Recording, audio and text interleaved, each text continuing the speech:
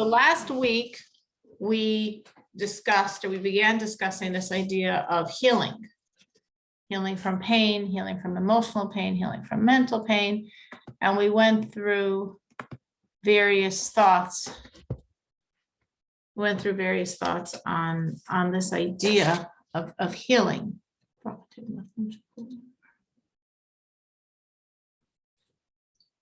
The first thing we discussed last week was the idea of going to the person who's giving you pain and talking it out with them, really for the goal of them apologizing, for the goal of them saying, oh my gosh, I never realized, I never knew, I never meant to hurt you in that fashion, which is, of course, exactly the beautiful script we'd like them to say. And if that works, it's very, very, very healing. It's very great to release the pain that way. We also said that maybe if you're not going to speak to them, maybe it's not comfortable to talk, maybe you feel courageous, but not that courageous that you could talk, then you could write a letter, send an email, which also has an advantage because if someone gets a letter or an email, they don't have to respond right away. They could reread it. They could think it over. Sometimes you put someone on the spot and then we get all of our defensive denying tactics, come out. And if someone rereads it, they more get into the space of understanding they really hurt and they really they really feel sorry that they created such pain, someone else in pain, and that's coming from them. So this idea, as I said, is also, we could be the recipient. Someone could come to us someday. I said, I personally had it 3 times that I can remember. The former students all shared how I had done something that really hurt them. And as such, it's tremendous work not to defend yourself, not to deny it, not to be logical, not to explain your side of the story, not to think or say how they're rewriting history.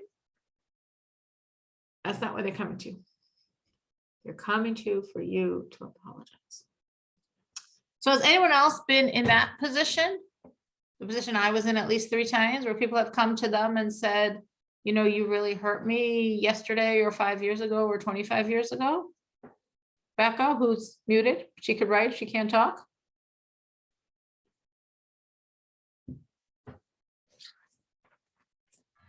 I can talk briefly. It's me and my daughters.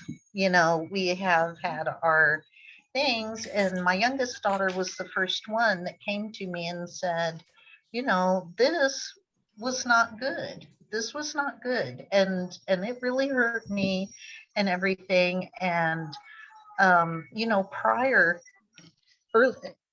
in earlier years, yes, I did exactly what you were talking about.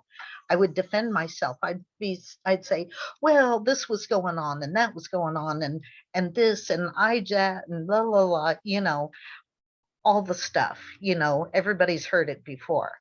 And so she's like, I really need for you to not do that and just hear me out, and so I did, I kept my mouth shut. And when she was finished, I said, I'm sorry, that wasn't good. I said, I can't tell you why I did that. I don't know. But I'm sorry. And I even invited my other daughters to come to me and say, if you need to, by all means, come, let me have it. That's so great. yeah.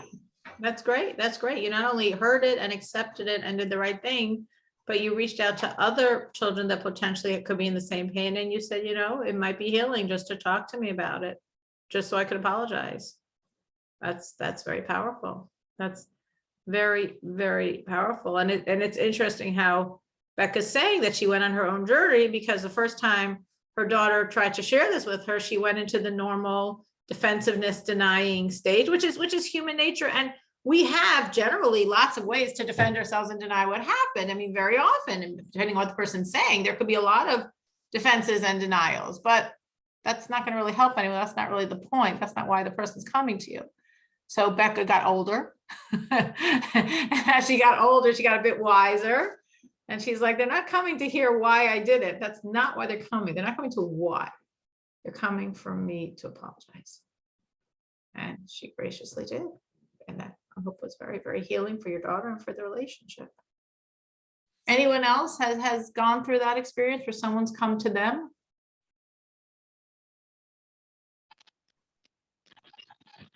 I've had the daughter The daughter. situation. Yeah. Yes, they're very polite. Come up and let you know exactly what you did wrong in your life, or in their life, actually. Not what you did wrong in your life, but what you did wrong in their life. However, that's kind of something that changes as they grow older, and it just changes and it changes. So the one that I got caught with between last week and this week is the one I wanted to bring up, where I did write a letter, and that was to my own dad.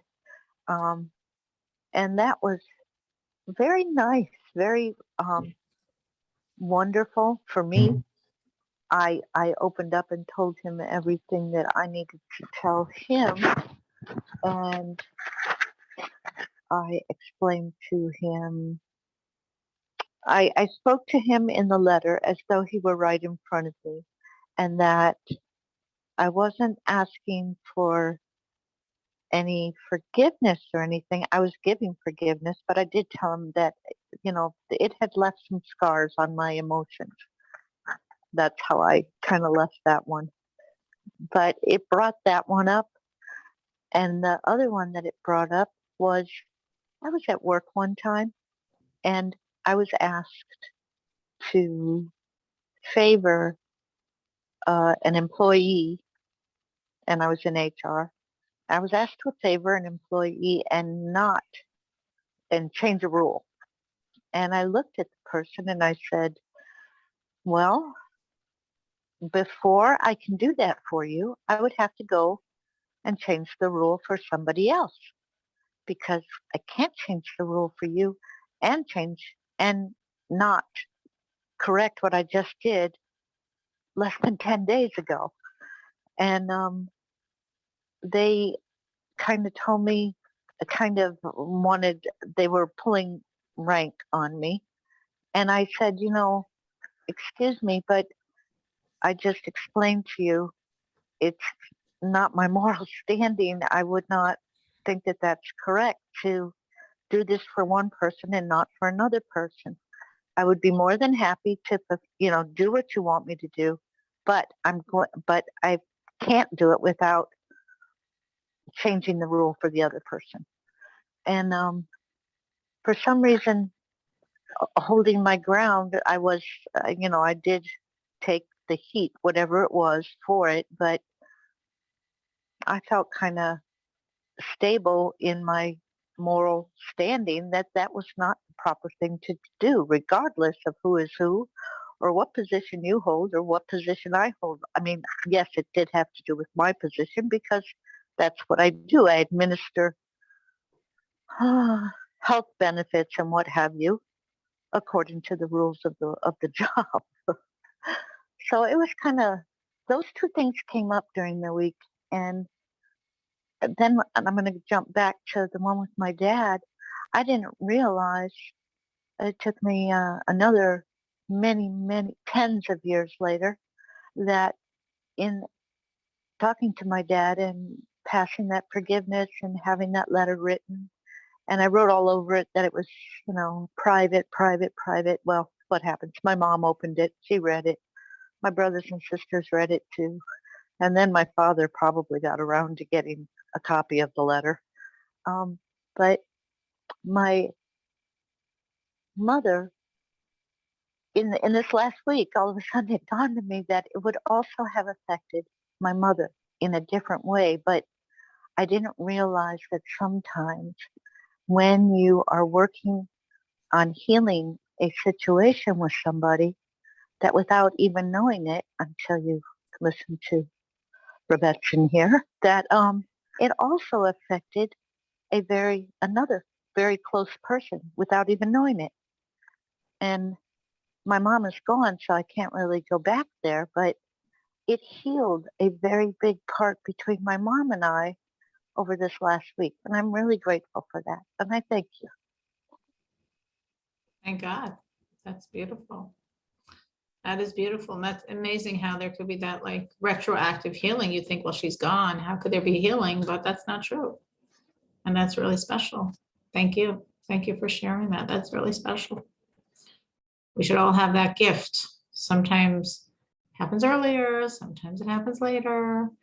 Everything is God's timing, but we should all have that gift. We also spoke about the idea of, and this actually came up in talking to other people, I guess when you think of something that comes up, about allowing yourself to feel the pain. Sometimes if someone's in tremendous pain, like a lot of times, of course, we want to be staunch and stoic and minimize the pain and shrink it. And that's good if we're shrinking it. It's not good if we're shoving it into a closet inside ourselves. Those are two very different things. If the pain is really intense, we probably can't shrink it. We need to allow ourselves to feel it and then release it. And we said, well, we release it by acceptance. And we explained acceptance on two levels, a more, if you will, secular level and a more godly level. We said on the secular level, acceptance means that it happened. Whatever happened, happened. You know, whatever it was, whatever the script was, it happened. With your daughter, with your parent, whatever, it happened. And now that's the person I have become. Like with myriad other things in our life. We're a different person because we got this job, or we lost this job, or we met this person, or we detached from this person. All these things make up the person we are. So whatever this painful experience that occurred to you, it happened, and it's part of me, and I will be different because of it, but it happened. And now I'm going to move on and make healthy choices. I'm not going to be stymied by it. I'm just going to accept it as part of the totality of who I am, a person who this painful experience happened to or with. And that's a certain level of acceptance, and it works. And you can move from that point and make healthy healing choices. But it's far deeper, as we discussed, if the acceptance comes from a godly perspective. And the godly perspective is, of course, based on how much you've studied and learned over the years in this class and other classes on your own, that there's only God and there's nothing but God. So whatever happens to me is exactly what God wants to happen to me. Whatever good fortune, whatever seemingly I would call misfortune, great occurrences, painful occurrences, it's all part of God's script. Or just like Loretta said, meaning to heal one, she healed another. Yep. It's God's amazing, unbelievable script. So as such, this is also part of his script. Well, it just happened. You were in the wrong place at the wrong time. There's nothing that's just happened. There's a God, and you were in that place at that time because that's where he wanted you to be. Or, you know, you had the misfortune to be working for such a dishonest person, or such a corrupt person, or such a not nice person. Or conversely, you know, you had the fortune to have a boss that really understood you and supported you, and you know, it's all God. It's only God. Every part of it's God. So when you look at it from that eye, the acceptance is a very deep piece of this is exactly what God wanted to happen. How do I know this is exactly what God wanted to happen? Because it happened. Because anything that happens is exactly what God wants to happen. Because everything is exactly as he wills. So when you're thinking of that, you're like, wait, this is exactly what God wanted to happen. So he loves me. I know that. That's unquestioning. He wants the best for me. I know that. That's also unquestioning. So this is part of it. Do I understand? No. But do I know that's true? Yes, I do know that's true. So we discussed both of these levels last week. The, as I'm calling it, more secular level. I don't know if that's the right term for it, but more just human level of it happened. So move on. I could either be stuck or I could move on. So I'm going to be healthy and move on and accept myself as a person who had that experience. Even if it's an unpleasant experience, even some experience I wouldn't wish on anyone. It's part of my arsenal. It's part of who I am. It made me of who I am today. And then, of course, the much, much deeper, deeper acceptance truly thinking of God's reality and understanding that there's only him. And everything I'm going through is exactly what he wants. So has anyone here done this for themselves on both levels? Meaning, something happened in your life, something unpleasant, painful, difficult, and you went through the process of healing and you accepted it and you understood it happened and that's it. And that's who I am. And I'm a different person because of it. And now I'm going to continue living my life and accept that I'm different and I have this as part of my history and who I am, and that's it. That's life. And I'm not stuck. And then as you grew in your relationship to God, you went back and you reworked that instance. You reworked that event and you thought of it not just as it happened and I'm moving on, to there's a God and it's exactly what he wanted for me. Why he wanted it, I might have no clue now. I might never have a clue. But he wanted it and I accept it as his will. So has anyone here ever done that, like for the same thing on both levels? First accepting it in a pragmatic way, if we will, and then revisiting it and really thinking about it as this is God's will. And therefore I accept. Wow, Becca said yes. Anyone else?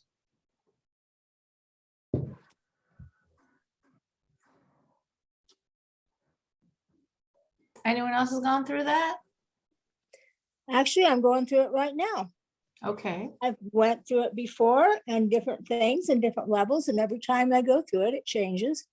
And every time we get a big thing in our life, whether it's happy or sad or whatever, it changes us. And every day I go through it because I have to accept every day. I have no other choice because I cannot change my life now.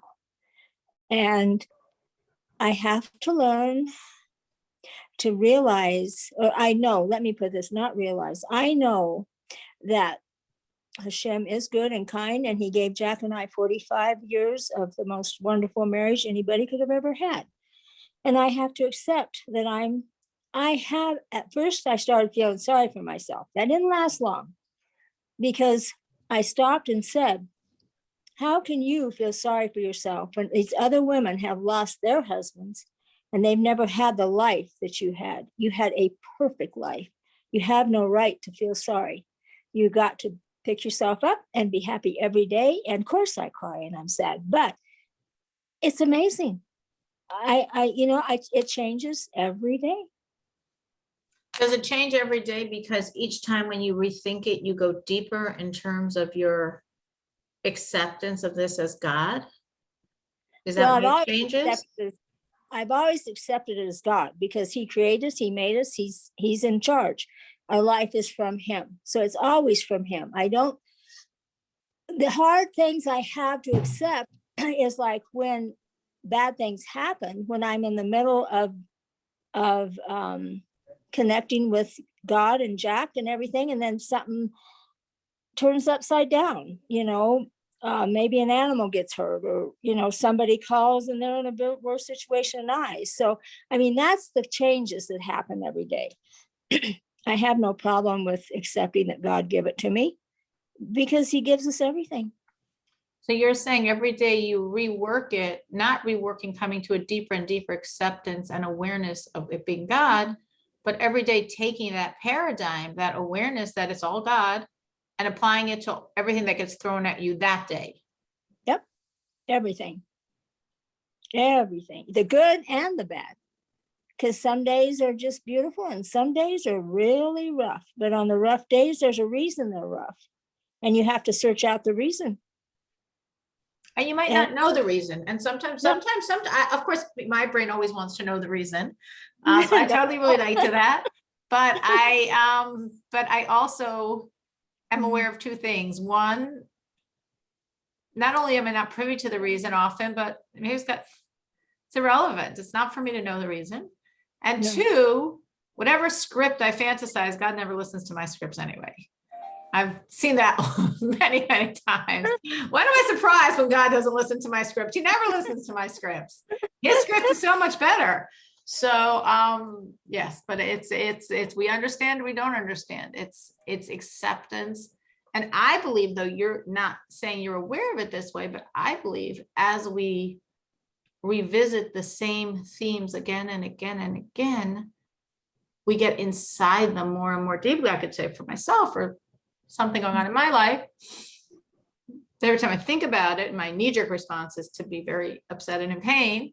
And then my, higher level self's response is, it's all God and he loves you. And this is good.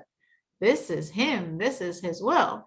And having said that many, many, many times over the same thing, I'm talking about one thing that I keep on saying that about, it does get a little deeper each time. I do find that when you exercise that muscle each time, now, do I believe it more? I always believed it. Do I know it more? I always knew it. But it gets inside more deeply. I I think feel like it gets more, there's a feeling that I get when every day I wake up, and sure, I cry sometimes I don't. But when I meditate and pray, and I know it's God, and I know everything's for my best, even if there's 3 foot of snow out and I got to go feed, that's still for my best for some reason. I don't know. But I feel like it's a deeper spiritual thing every day that I let myself just accept the reality and be thankful for the reality. And then I can accept it all. If that makes sense to you. it does. It does. It absolutely does. It absolutely does. Anyone else? Anyone else have had this experience of accepting on a more human level and then accepting on a more godly level and seeing the difference inside themselves? Like Dixie is saying, the difference when you're accepting on a more godly level. I never really thought about it this way, I guess, until this class. Okay. But yeah, I mean, the way I looked at it previously, or the way I thought about it when it came to like forgiveness and someone coming to me with an issue or a concern or that I hurt them, I always thought, okay, whether I think I'm right or wrong, I need to put my ego aside because there's no reason for me to have an ego here.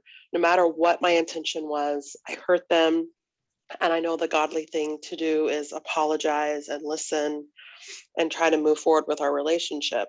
So I guess maybe deeply I did understand it the way you're explaining it. I just never really grasped it like this. But for me, when someone, typically it's my husband, but comes to me, with something I said or did that hurt them, and my first response is like, oh, I didn't do that, or that's not the way I meant it, or they just took it wrong, and then I think, okay, you have to put that ego down because it's not personal in that way, right? I hurt them or upset them, whether that was my intention or not. That can be really hard conversations though, and it can be really, at least hard for me to do that for sure. So I've really appreciated this perspective. It's going to be really helpful for me. And we're all works in progress. Yeah, We're works in progress. definitely. We could know everything. Yeah. We just have to keep telling it to ourselves. Like we mentioned last week, the concept of Rabbi Akiva and his rock. Did we bring that in here? I don't remember. When Akiva, the story of Akiva, he's 40 years old. He doesn't know his ABCs. And this young girl, how old she was, Rachel, she sees him and she senses, or she sees his great spiritual abilities, his tremendous refinement. And she wants him to go learn and study Torah. And it's like, I'm nothing doing. I'm 40 years old. I'm a shepherd. I'm not going to go off and study Torah now. I can't even read Hebrew. Can't read anything. And she said, well, I'll marry you if you'll go and you'll study. And he will. He said, yeah, I will. And she married him, and he went and he tried to study, and nothing penetrated his brain. He was 40 years old and nothing went in. He's sitting with the little children trying to learn the ABCs of Hebrew, so to speak, the Aleph and the Bet, and nothing went in. And he said, okay, deal's over. I can't do it. I'm sorry. I guess she'll divorce me and marry someone more appropriate. And as he's going back to tell Rachel the news that he's really sorry, but he just cannot learn, he passes by a brook, an area, he sits down to rest, and he sees a rock, and the rock has a hole in it. And he's like, how did a rock get a hole in it? A rock has only a hole in it? And he sees there's water like drip, drip, dripping on that rock. And he's like, wow, if a rock is so hard and water is so soft, and yet that water penetrated the rock, surely Torah, which is so strong, can penetrate the flesh of my mind and my heart. And he went back and he learned, and he became the greatest sage the Jewish people ever had, Rabbi Akiva. And I think that's like a very powerful metaphor. And I think of it in many different situations, just like what Danielle is saying. So we know it and we believe it, and we have to think it and remember it, and another time and another time and another time. And it's like drop by drop by drop, things will actually really change on the inside. It's a forever process. However good we get and deep we go, there's always more. There's always more. But at the same time, if we feel this is so foreign, this is so not me, it's okay. A drop and a drop and a drop and a drop, and real change happens. So we spoke about the idea of going to the person in person or through a letter or an email. We spoke about the idea of feeling and accepting it as God's will because it happened. So by definition, it's God's will because it happened. Something else we discussed was, every time I had a very painful experience, that sometimes we're still stuck in that space, is almost like go inside ourselves, relive the experience, and give myself the message that I'm safe now. No one's hurting me. I'm not that age. I'm not that stage. I'm completely safe. And that also, like Rabbi Akiva's rock, it's something you have to do sometimes many times just to clear out the experience. But it really works. And you could really like go into yourself and talk to yourself and work through it and work through it and work through it and just release those experiences that we contain inside of ourselves that are so draining. Because if we're containing inside of ourselves some really big trauma or pain or hurt, it takes a lot of our energy to like keep it there. So it's very liberating. It makes us much lighter inside. We just can release this. Something else we said last week was the idea of turning to God and asking for his help. That we should always feel that he's with us, that we are strong, that we are safe, that we are not being hurt. And the more we do this, the more it does help when we turn to God. We do have the strength, his strength.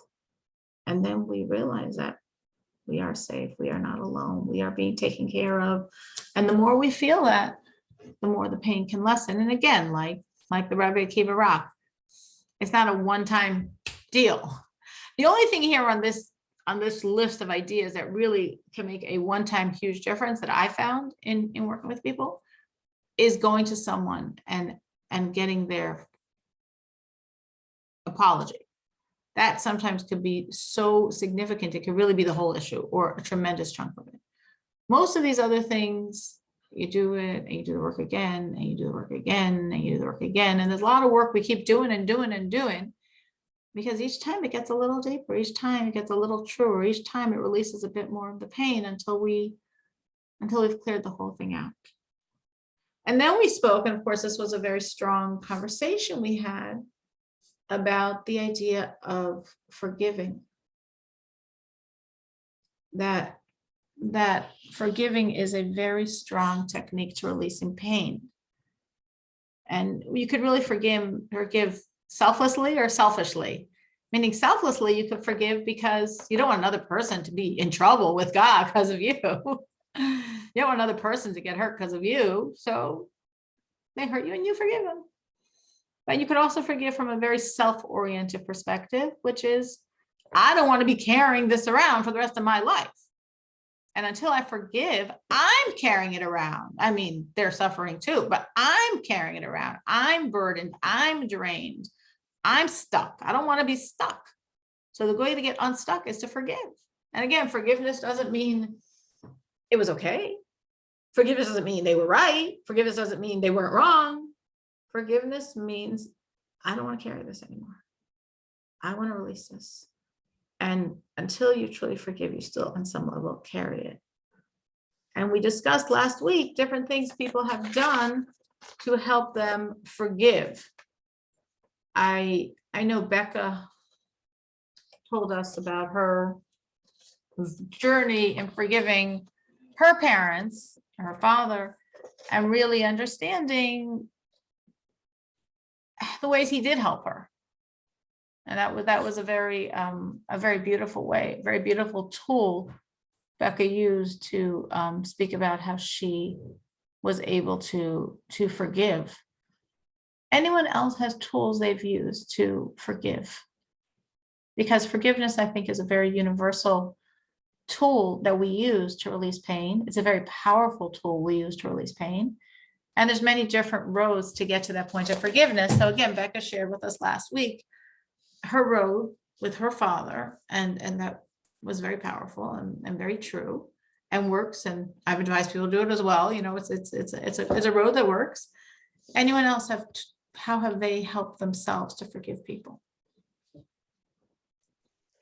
I think it depends on if that person apologizes or not. I would love to hear tips on if the person doesn't ever apologize to you, but I can speak to like what I do for people who actually come to me to apologize, or I go to them and they actually apologize. I mean, I feel like if someone can apologize to me and if they really mean it, you know, they're human and I appreciate the apology and I can't imagine not being able to forgive them. I would say what's hard for me there is not really the forgiveness, it's more letting it go and not dwelling on, you know, maybe how it hurt me or maybe the consequence of whatever their action was. Maybe it was something, you know, that really had an impact in our lives or maybe someone else's life. Maybe they hurt somebody or hurt me or, you know, something that's just long lasting that yes, you can forgive them, but it affected your life in such a way that it's not like you can forget it. You can forgive, but you can't forget. Yeah, right. Yes. Right. Yes, many people raise that issue. They can forgive, but they can't forget. It sort of depends what you mean by that. So there's forgiving. So some people mean it in a way of like trauma. Like I forgive, I don't want them to get hurt. Right. I forgive, but Right. I can still suffer from what was happened to me. And some Right. people mean it in a way of like, I forgive them, but I'm going to be cautious in the future in my relationships with them because I don't forget what happened and I don't want to get hurt again. So I'm going to protect myself from this person or from this type of situation because I'm forgiving, but I'm not forgetting what happened. And I think from our perspective here, it depends which one it is, but the point here is to forgive, because when you're not forgiving, you're carrying it inside of yourself. If you forgive, but don't forget, and therefore are cautious in the future in similar situations, that's fine.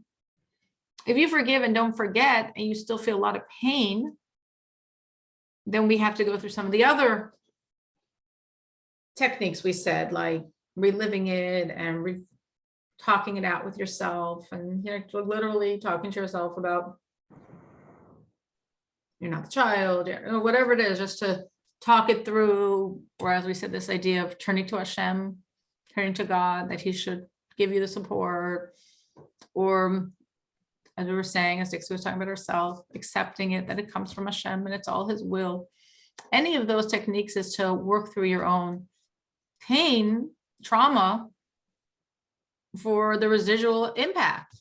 You forgave, but it doesn't mean it erased what happened. And what happened, what happened affected you, what happened affected other people in your world.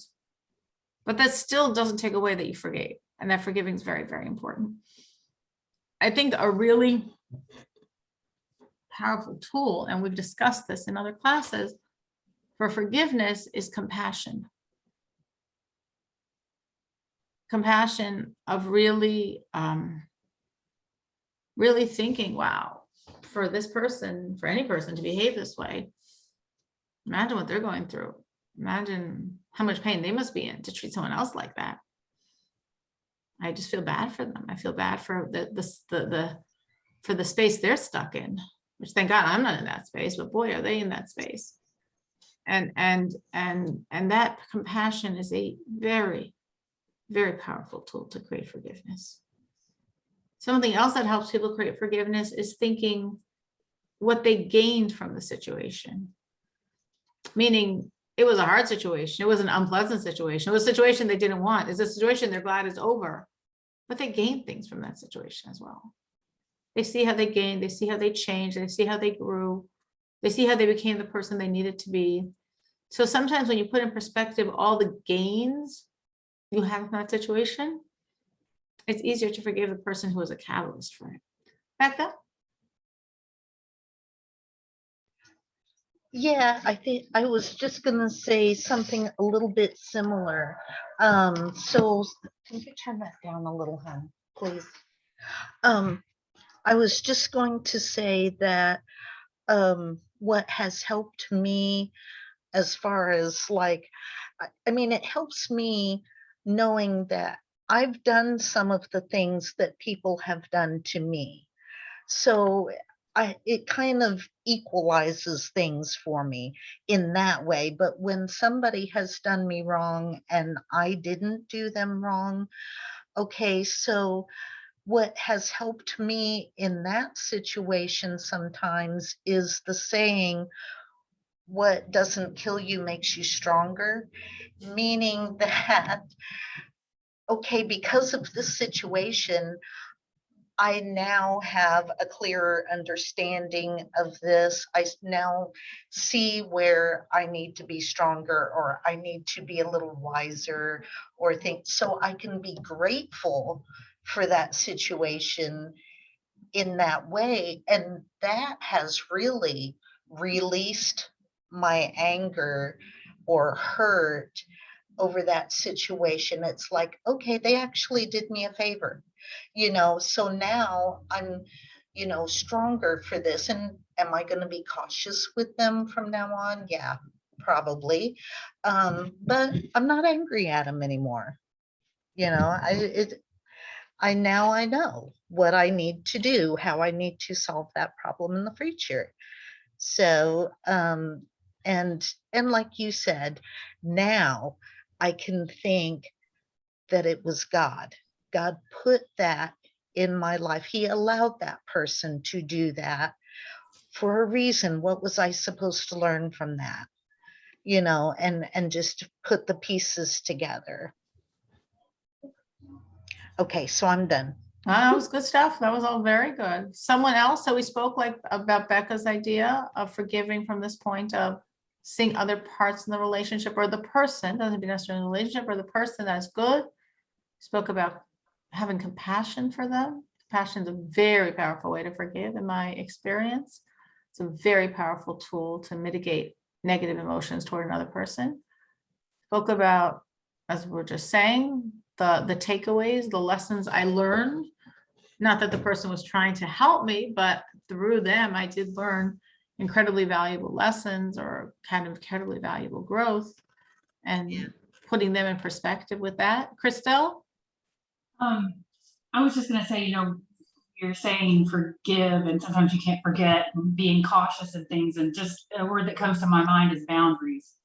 And, I think it's very fair to say that whenever we have been hurt or been the victims of trauma, obviously if we're victims of trauma and we're very little, I mean, there was, it is still God and it happened for a reason, but it's not that, we did something to cause it or things of that nature, but it's still, maybe something happened so that we could stop it from happening to a future generation, so to speak. Maybe we were the ones that were going to be able to stop it. And that's why it happened to us, for instance, like, in the case of like small children, but as adults, I think, things do happen, and then it gives us an opportunity to, as you said, learn and grow, and look at it from all these different perspectives of compassion and understanding these are generational things that everybody's doing the best that they can, and so on and so forth. However, we can put boundaries up for ourselves and to protect ourselves so that we are not in that vulnerable of a position again. And I'm not talking about erecting walls necessarily, but just thinking about what we need as rules for ourselves that honor us, whenever it comes to being in relationships with other people. Absolutely. What you're saying here, especially generational things, sometimes we're in a situation where we cannot forgive. We're just not up to it. And just sometimes we can't. Sometimes the hurt is too deep and too intense, and we were too harmed, or someone we loved was too harmed, or the damage was too much, and we just are not, we know we're supposed to forgive. We know it's the best thing for us to forgive, but we're just not up to forgiving. And at that point, the best thing to do is detach. Is to really try to detach from that situation, from that person, because detaching is sometimes the only thing you can do. It's like when the Jews left Egypt, it says they ran out of Egypt. And the question is, what were they running from? Pharaoh was saying, bye, bye, bye, good riddance. The Egyptians were saying, go, go, go. So where are they running from?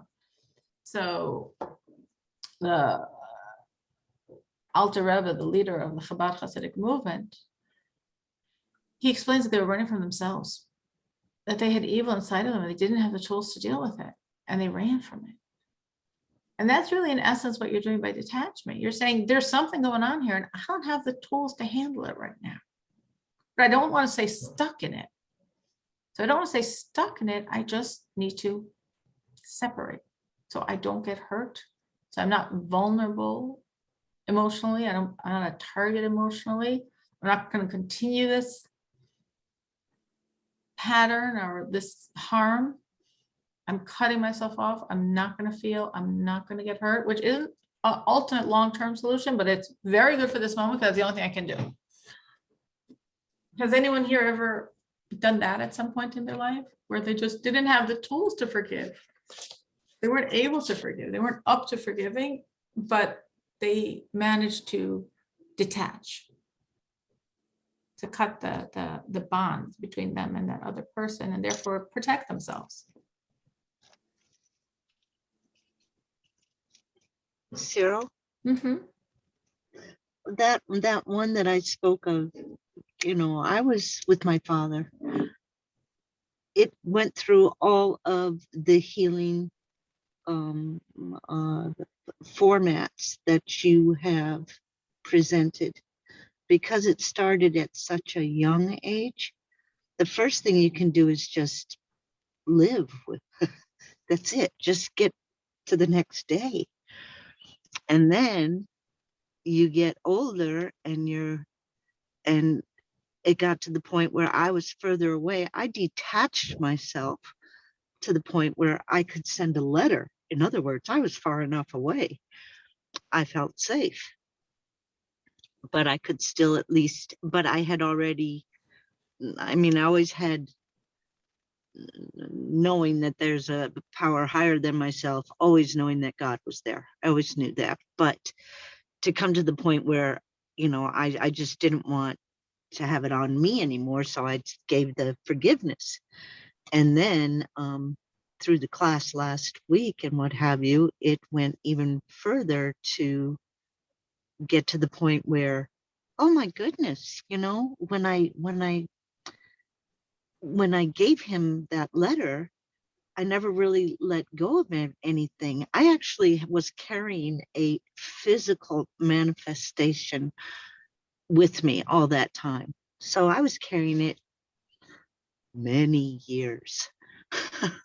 So I'm hoping that in this last week, in healing the other piece, which came with my mother, which is more a full all around healing, it involves all of us, that the physical manifestation is actually lightening up.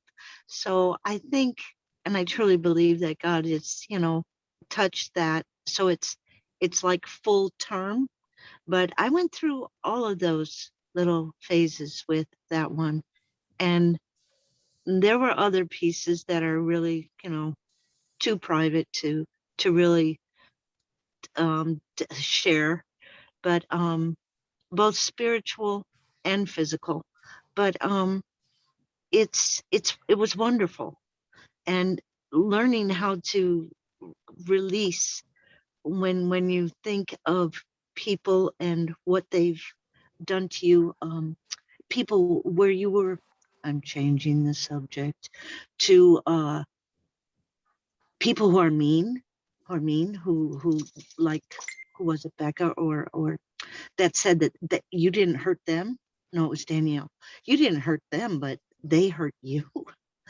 Um, and it takes years trying to figure out, okay, I did the compassion, I did this, I did that. Now what can I do?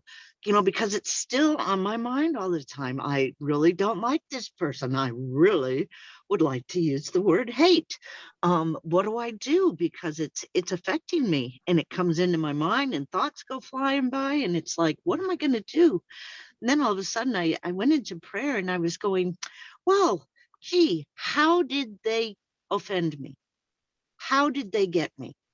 In other words, how did they get me? And believe it or not, it was by jealousy.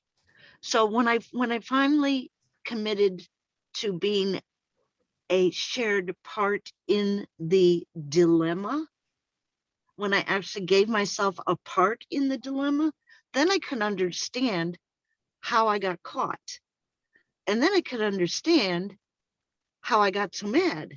And then I could understand to pray for myself against ever getting jealous of somebody else, because that's what pulled me in and got me as to be part of it. So I got a healing in a different way, a backwards way, in a sense.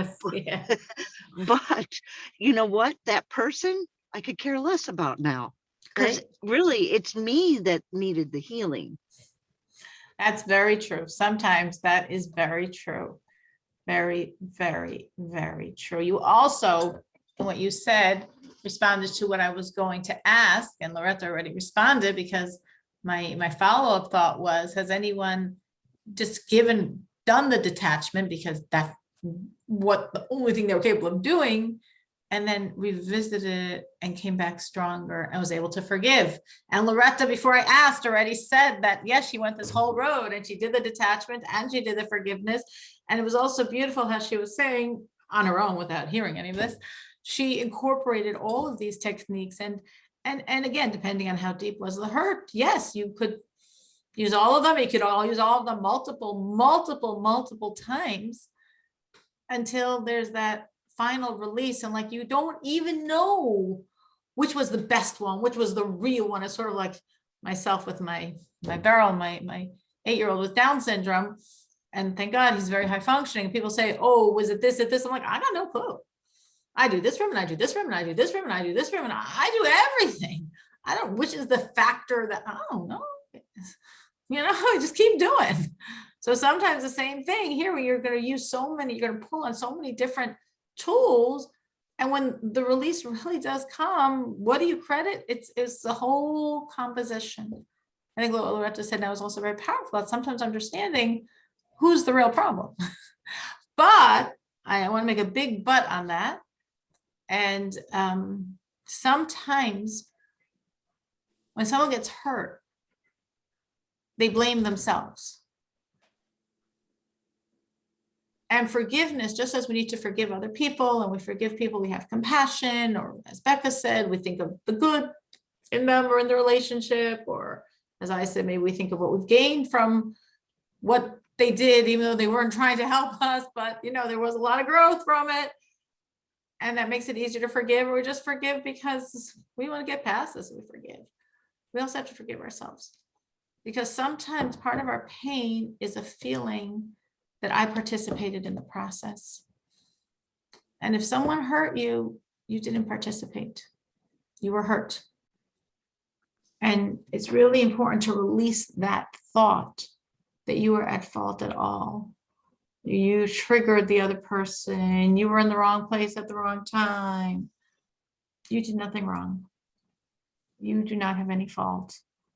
You should not blame yourself on any level. And when you stop blaming yourself, this will also sometimes release an enormous amount of the pain you carry. And it's like, wait, why would I blame myself? But it is the most human tendency to blame yourself. I mean, maybe it's sometimes compounded by other people blaming you. But even if you're not in a situation where anyone else is blaming you, many of us have a tendency to blame ourselves. Does anyone here have that? I mean, you just show me by raise of finger that you were in a situation where you were hurt on some level and your takeaway was blaming yourself. You shouldn't have been there. You shouldn't have engaged. You shouldn't have triggered. All the time. Just Danielle? No. It's very normal. We do this. We do this. Again, sometimes we're conditioned to do this because other people explained to us that we were at fault. And if we hadn't done, said, been, it wouldn't have happened. That's not true. That's not true. I do it all the time. I just couldn't raise my finger. Sorry. It's very human to do this. And you have to really, if you have not thought of this before, if this is an epiphany moment, I'm glad you're here tonight. You have to either forgive yourself or more deeply realize there's nothing to forgive. You didn't do anything wrong. And again, bring in God. And everybody here who's on this class has been on this class or similar classes many times and has a very high awareness of God, and God is very real to them. And again, everything is divinely orchestrated. I was where I was because God wanted me to be there. And I didn't make those choices. I'm not responsible for those outcomes. So it's a very important thing. So Danielle is saying, Dixie's saying, Loretta's saying, it's very, very normal to blame yourself as being part of the problem and therefore partially at fault. If I hadn't reacted this way, if I hadn't said this, if I haven't done that, again, it's God. God runs his world. And someone hurt you.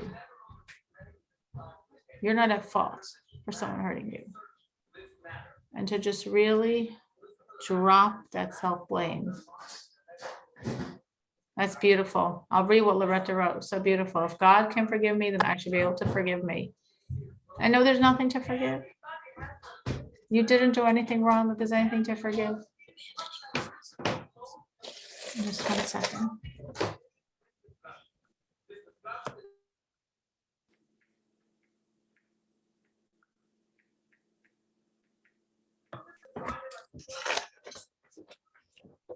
I know it's late. I have like 2 more ideas I just want to quickly share on this topic, but please remember, because we do it.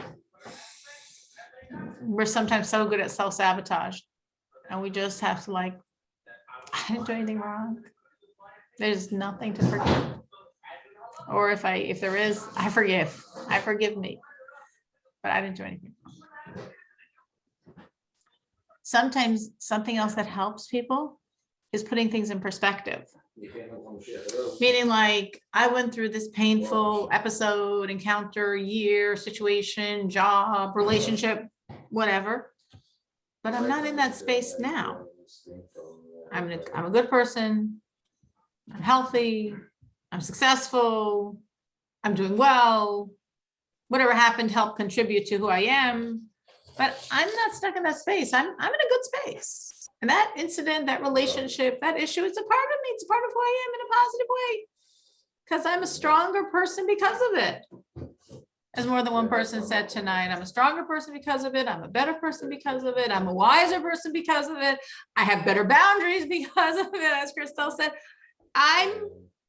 It was part of what God wanted me to go through for a reason. And I'm not claiming prophetic insight, but I see how it's a part of me, and it's a part of me that's helped me become who I am today. And that's a good person. And sometimes just like saying that to yourself, well, what's the innovative thought here? It just puts it in perspective. It happened, it's in my history, and I'm fine today. So like, it's just a piece of me. I'm fine. So like, release it, move on. And the last thought I just want to share, also something that I know really is very helpful, is to consciously create, not in the moment beforehand, healthy messages for yourself. That when something comes up that's associated with that pain, your mind's going to naturally go on the unhealthy track that's been on for the past 5, 10, 15, 20, 25, 30, 40 years over this. And you want to have a healthy thought you're going to replace it with, not a pain-laced thought. So, parent, that's, as we've heard and as we know, very common. So when you always think, oh, how your mother didn't understand you and whatever, ... you can say to yourself, think to yourself, have it ready in your back pocket, because that's how you think. My mother didn't understand me, but I have a lot of other gifts that are helping me in life. I'm making it. I'm okay. I'm good. I forgive her. I forgive myself. And like, I'm okay. I'm fine. Or again, going down Becca's road, my mother didn't understand me, but I know she had a lot of love for me. I know she tried to be there for me. She just didn't get me. So she didn't get what I needed. So she didn't give me what I needed. But she tried in her way, and she was coming from love, just misguided. There's so many different ways that you can, because it's going to come up, because like our minds, the superhighways of our minds, we know them. We know what we think and how we think it and how we rethink it and how we rethink it. And we've regurgitated these thoughts. Again, if it's a pain of 35 years ago, for 35 years. So those are very deep roads in our brain. And we want to make those roads fallow. We want to stop it. Because every time we go down that road, it's like we're re-triggering the pain. It's done. I forgave. I moved on. But then I think a thought and boom. There I am back at age 5, or whatever the situation is. So we want to have prepared a replacement thought, a healthy replacement thought. Because the unhealthy thought, you've thought and thought and thought. You want to have a healthy replacement thought. And it's an amazing gift God has given us that we can rewire ourselves. And we can take a pain-laced thought and we can reframe it to a healthy and healing thought. Anyone want to share? Anyone want to share a healthy, generic, doesn't have to be, shouldn't be situation specific perhaps, because that would only be applicable for that situation, but just a generic version of a healthy message to rewire the brain, to be used when the unhealthy one pops in, whenever the unhealthy one is triggered. By you might be triggered once a day, it might be triggered once a week, it might be triggered once a month. But those things that pop into your brain. Christelle? Who was it that coined the phrase, "this too is good"? There were 2 sages. One was the teacher, one was Rabbi Akiva. I mentioned before Rabbi Akiva and his rock. Mm-hmm. So there was Rabbi Akiva, and then there was his teacher, Reb Nachum. And they had 2 separate phrases. Rabbi Akiva's was, "this too is good." And I thought that was Reb Nachum, the teacher of Rabbi Akiva.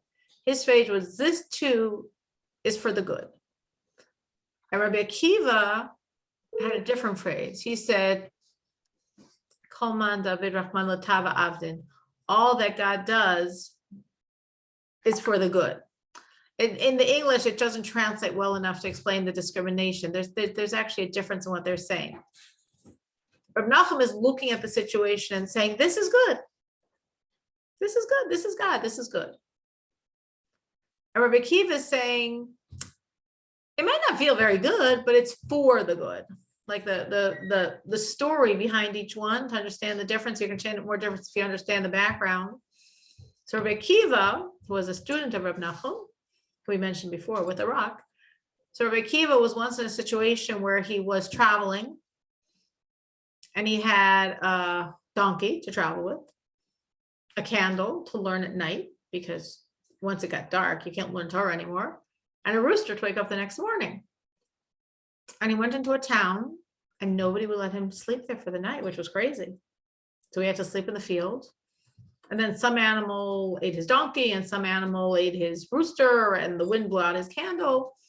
And each time as each of these events happened, he said, everything that God does is for the good. I have nowhere to sleep. I'm going to sleep in the field. Everything God does is for the good. Down went my donkey. That's God. It's for the good. There goes my rooster. That's God. It's for the good. No more candle. It's God. It's for the good. So here he is, alone, cold, can't learn, has no transportation, has no alarm clock. And that night, this group of bandits came and they spoiled and demolished the town, killed, took captive everyone in the town. And he was like, wow, if I'd been in the town, I would have been part of that destruction. If I'd been in the field and my donkey brayed or my rooster crowed or my candle, they would have seen the light. So God truly, everything he was doing, it was for the good. That's Rabbi Akiva. And Reb Nachum, his teacher, had a higher level phrase. And the story behind his teacher is that his teacher would always say, this is good. This is good. His teacher was once sent on a delegation. He was a very great sage of the Jewish people. They were a delegation to Rome for whatever problems the Caesar was doing for the Jewish people then. And they took a box of treasures, jewels, whatever it was, to bribe him, to sweeten him. And as they were traveling, they spent one night by an inn of a very unscrupulous, dishonest person. And he realized what was in the box and he stole it. And so they shouldn't realize he filled the box up with sand. So it was as heavy as before. They didn't open it. They didn't realize. And when they come to the royal palace and they're presenting their gift to the Caesar and they open it up, it's a box of sand. Oh my gosh, off with their heads. And Nachum said, this is good. And God sent an angel in the form of an advisor to say, you know what, maybe it's like the sand of their forefather, Abraham, that when he would fight, he would throw sand at the enemies and the sand turns into arrows and was very destructive. And the Caesar tried it and it worked. So this box of sand won him a war and he was so grateful. And he sent them home and he rescinded his horrible decree and he gave them lots of gifts and he made more great decrees. It was a very successful mission. Nachum said, you see, if we had a box of jewels, what does the Caesar need another box of jewels for? He has a storehouse full of jewels. But you see, this sand was really good. And whatever, the story continues. That's as far as I need to know for this point. So it's two different ways of looking at things. Like Nachum is looking at it and saying, this is good. This is God. This is good. I understand this is good. Rabbi Akiva, it was a little softer expression. I might not be able to say this is good, but at least I can say this is for the good. This is for the good. I know it's God. He'll only do things for my good. So if I feels it or not, if I appreciate it or not, if I'll ever understand it or not, I know this is for my good. This is God. This has to be for my good. So that is a great generic message. Thank you. Either one of those two you could use, and it's a great one. Just a little pop-up. You have little pop-ups on our screen. So you have a little pop-up in your brain. When your brain goes, he did, she did, I did, whatever. This is God. This is good. This is God. This is good. This is God. This is for the good. This is God. It's for my good. He only does for my good. He always does for my good. Anyone else have any other healthy alternative they would like to suggest? Mine is, it's gonna be okay. It's It's gonna gonna be be okay. okay. It's gonna be okay. It's gonna be okay. I That's haven't nice. gotten to good, but it's gonna be Be okay. okay. That's good. It sounds very reassuring. I like it. It's gonna Mhm. be okay. It's gonna be okay. Mhm. Anyone else have one they'd like to share? Obviously, feel free to create and modify your own, but those were both good. Okay. Well, thank you for joining. Sorry we went a little bit above time, but thank you for joining. And we should have joyous, happy things to share. And it was so wonderful. I know Loretta just left, but so wonderful what she shared with us from the class of last week. That was so heartwarming. Thank you so much for joining. Thank you Have so a much. good, healing, Shavua positive, godly, redemptive week. Ricochet. Tov. Shavua Thank tov. you.